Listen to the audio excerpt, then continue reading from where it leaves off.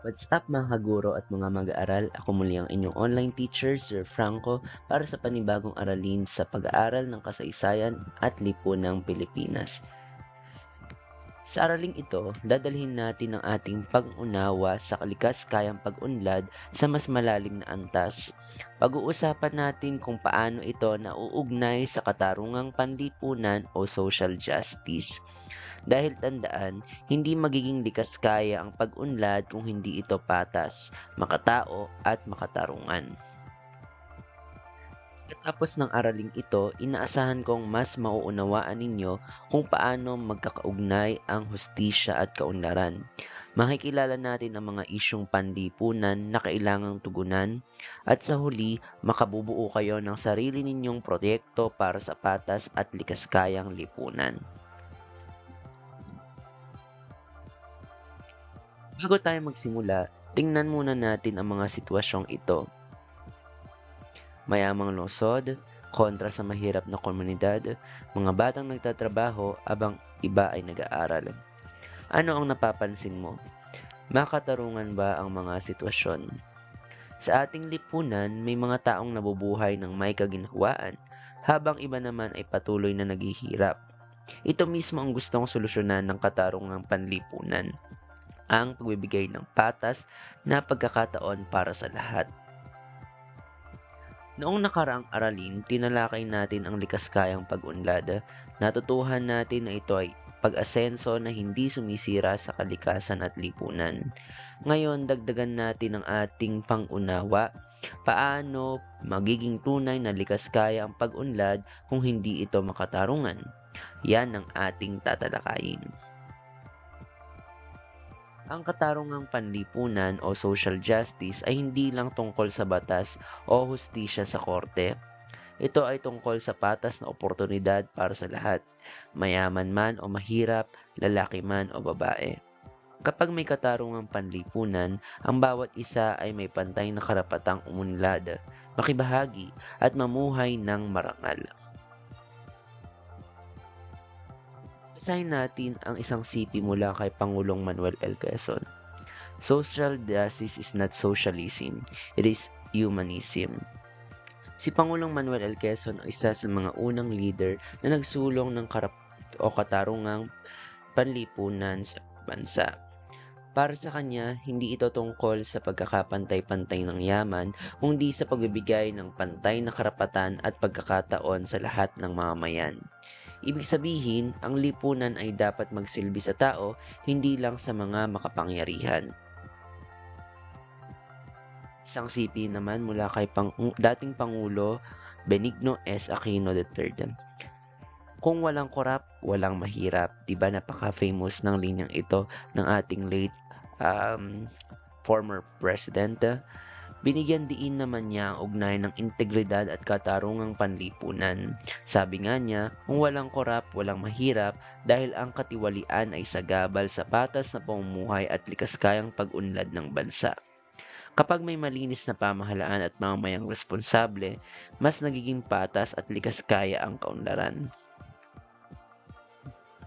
Maraming kahulugan ang katarungang panlipunan, ngunit iisa ang layunin, ang kapangkanan ng lahat. Mula sa ating konstitusyon hanggang sa mga dalubhasa, malinaw na ang tunay na kaunlaran ay ang nagbibigay ng pantay na oportunidad, serbisyo at dignidad sa bawat mamamayan. Ang layunin ng katarungang panlipunan ay tiyakin na walang naiiwan. Lahat ay dapat may pagkakataong umasenso, kapag-aral at mamuhay ng marangal. Ang gobyerno at mga mamamayan ay dapat nagtutulungan para sa kabutihang panlahat, hindi para sa pansariling interes. Ngayon, tignan natin ang mga suliraning humahadlang sa pagkamit ng likaskayang pag-unlad. Ang kahirapan at kawalan ng edukasyon ay naglilimita sa kakayahan ng tao na umunlad. Ang katiwalian at hindi patas na oportunidad ay pumipigil sa hustisya. At syempre, ang pagkasira ng kalikasan ay nagbabalik sa atin ng sariling kaparusahan. Lahat ng ito ay dapat nating solusyonan ng sabay dahil magkakaugnay sila. Ang likas kayang pag-unlad at katarungang panlipunan ay parang dalawang haligi ng isang bahay. Kapag walang isa, babagsak ang kabuuan. Kung may pag-unlad pero walang hustisya, hindi ito likas kaya. At kung may hustisya pero wala namang maayos na kabuhayan, hindi rin sapat. Kaya dapat sabay na isinusulong ang mga ito upang makamit ang isang lipunang makatarungan at maunlad.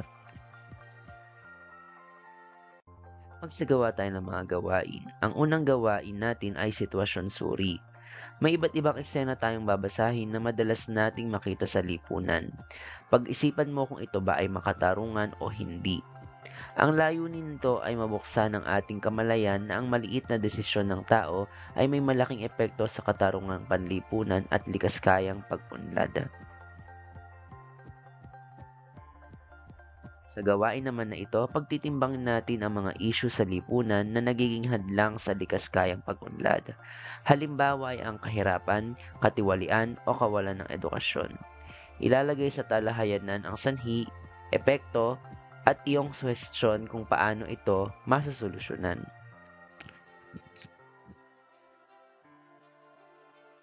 Sunod na gawain, gamitin natin ang Venn diagram para mas madaling makita ang ugnayan ng dalawang konsepto. Halimbawa, ang likas kayang pag-unlad ay nakatuon sa balansing pag-asenso, habang ang katarungang panlipunan ay nakatuon sa patas na pagkakataon. Sa gitna, makikita natin na pareho silang naghahanap ng lipunang patas, ligtas at makatao. Ito ang dapat maging batayan ng ating mga aksyon bilang mamamayan. Ang pinakahuling gawain ay ang paggawa ng action plan. Ito ang pinakamahalagang bahagi dahil dito mo ipapakita kung paano maisasabuhay ang mga natutuhan mo. Maaaring simple lang ang proyekto. Pwedeng cleanup drive, tree planting o campaign laban sa diskriminasyon. Ang importante, ito ay nakabatay sa katarungang panlipunan at nakatutulong sa likaskayang pag-unlad ng iyong komunidad. Pagpapalalim, ang gawaang ito ay magbibigay daan para maipakita mo o ninyo ang inyong pagkamalikhain. Ang mga mag-aaral ay magsasagawa ng maikling roleplay kung saan ipinapakita ang isang pinuno na gumagawa ng desisyon na patas, makatao at makakalikasan. Sa ganitong paraan, naiintindihan natin ang leadership ay hindi lang sa kapangyarihan, ito ay isang malaking pananagutan. Subukin natin kung gaano ninyo naunawaan ang ating aralin. Basahin ang bawat tanong at piliin ang tamang sagot. Isipin kung paano nauugnay ang mga ideya ng justice at sustainability sa mga totoong nangyayari sa ating lipunan. Number 1, ang katarungang panlipunan ay tumutukoy sa A. Pagbibigay ng pantay na karapatan at pagkakataon sa lahat. Number 2, ang pangunahing layunin ng katarungang panlipunan ay B. Pantay na oportunidad at kabutihang panlahat. Ayon kay Pangulong Quezon, ang katarungan panlipunan ay B. Humanismo. Ang katiwalian ay hadlang sa likaskayang pag-unlad dahil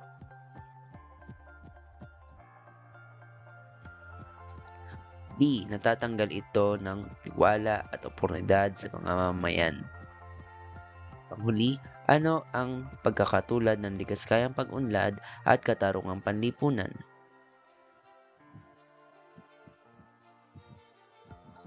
B. Parehong nakatuon sa pagkakaroon ng balanseng kaunlaran at katarungan sa ating lugar o bansa. Ngayon, ikaw naman ang pinuno. Paano mo pangangasiwaan ang iyong komunidad para sa likaskaya at makatarungan? Pag-isipan mo ang mga konkretong hakbang, maaaring isang simpleng proyekto o patakaran na tutulong sa kalikasan at mga mamayan. Ito ay open-ended question, kaya't gamitin mo ang iyong pagkamalikhain at kritikal na pag-iisip.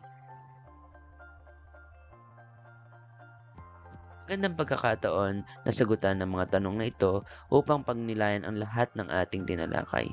Sa bawat aksyong ginawa mo araw-araw, paggalang sa karapatan ng iba, pagtulong sa pangailangan, o nangangailangan o simpleng pagtitipid ng likas na yaman, doon mo ipinapakita ang tunay na likas kayang pag-unlad na may katarungang panlipunan. Bago tayo magtapos, tandaan natin ang mensaheng ito. Walang tunay na pag-unlad kung may naiiwan. Ang likaskayang pag-unlad ay hindi lang tungkol sa ekonomiya o kalikasan. Ito ay tungkol sa tao, sa dignidad, at sa pagkakapantay-pantay. Maraming salamat sa bumuo ng pagsulat ng Banghay Aralin kung saan ibinasa ang ilang bahagi ng lesson discussion video na ito. Simulan natin sa sarili ang pagiging makatarungan at may malasakit sa kapwa dahil ang pagbabago nagsisimula sa bawat isa sa atin. Muli, ako ang inyong online teacher, Sir Franco. Maraming salamat sa inyong panonood.